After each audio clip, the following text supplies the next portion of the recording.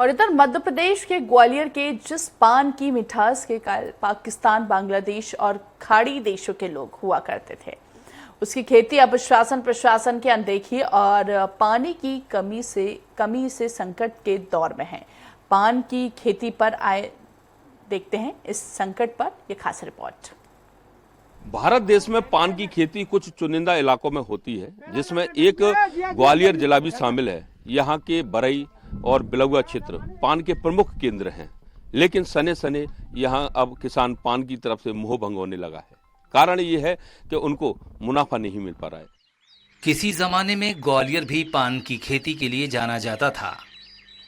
ग्वालियर जिले के बिलौआ, पनिहार और बरई में रहने वाला चौरसिया समाज की आजीविका का साधन ही पान की खेती थी। लेकिन खेती की लागत बढ़ने, पान के पत्ते का सही दाम न मिलने, जलस्तर के नीचे जाने और शासन की बेरुखी के चलते इस खेती से अब किसानों का मोह भंग हो चुका है। ग्वालियर में पान की खेती किस कदर बदहाल हो चुकी है, बरई गांव की तस्वीर से इसका अंदाज़ा लगाया जा सकता है।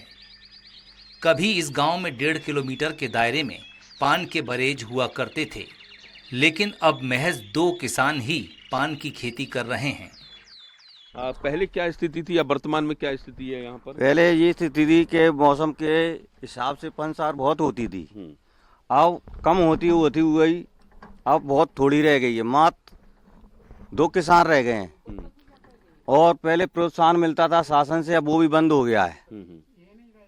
पहले अच्छा ये बताएं कि ये पान कहाँ कहाँ जाता था? पहले ये पान जाता था बरेली, दिल्ली, सहारनपुर, मेरठ, अलीगढ़, फिरोजाबाद, मथुरा, आगरा, झांसी और तुम्हारे लखनऊ, सभी जगह पान जाता था।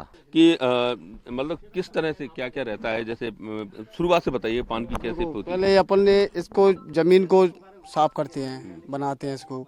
ये लकड़ी जंगल से लाते थे, पहले जंगल में मिल जाती, अब जंगल में नहीं लेने देते। इसके लिए हमने बहुत कोशिश की कि जंगल के से लिए शासन हमारे लिए ऐसी अप्लाई करे कि हमको जंगल से मिलती रहे। तो फॉरेस्ट हमको नहीं लाने देती, लाए में ही चोरी छिपे लाने पड़ती है। पकड़ जाने से उन्हें उल्टा सीधा पैसा देना पड़ता है। पानी कैसे देते हैं, क्या करते हैं? पानी अब अभी ये टिल्लू चल गए हैं, इनसे दे रहे हैं।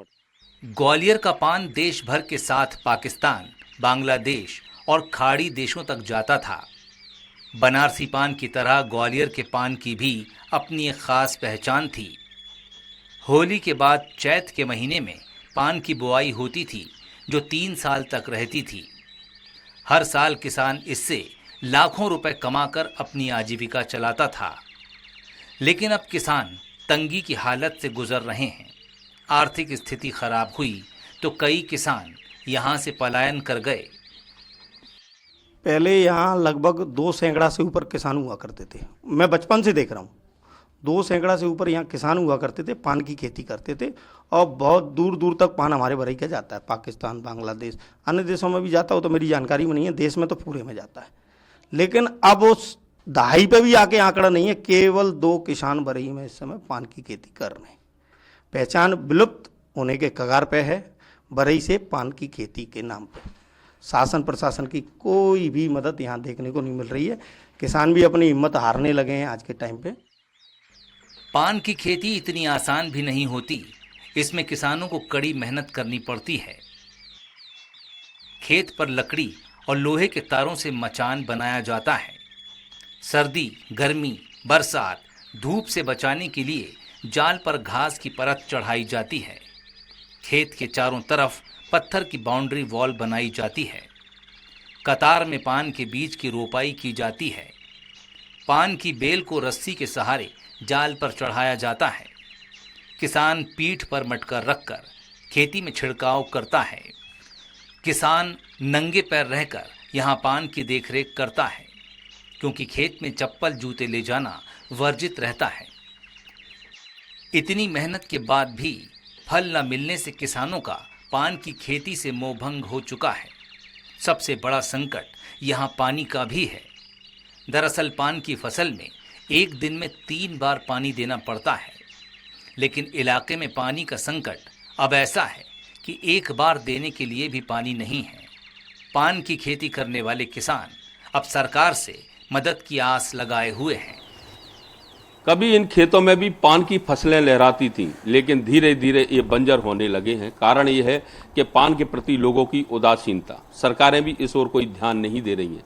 पान मसाला ने जहां युवा वर्ग को बीमारी की गिरफ्त में ला दिया है, वहीं इन किसानों को जो कि पान की खेती करते थे, उनको भी कहीं ना कहीं बेरोजगार करके रख दिया है। जरूरत है सरकार इस पान की खेती की तरफ ध्यान दे ताकि ग्वालियर की पहचान दोबारा से बन सके। कैमरामैन विजय आगे के साथ ग्वालियर से स्वराज के लिए विनोद शर्मा।